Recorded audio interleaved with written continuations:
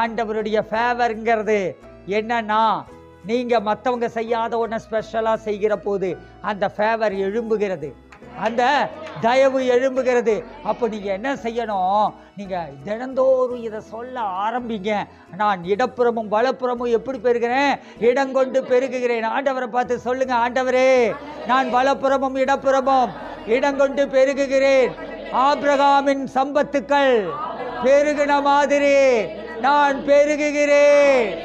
பாருங்க, ஆபிரகாமுடைய சொத்துக்கள் எப்படி பெருகிச்சாமாங்க, அது இடங்கொள்ளா பூமி தாங்க கூடாத அளவுக்கு பெருகிறது. ஹல்லேலூயா, ஹல்லேலூயா.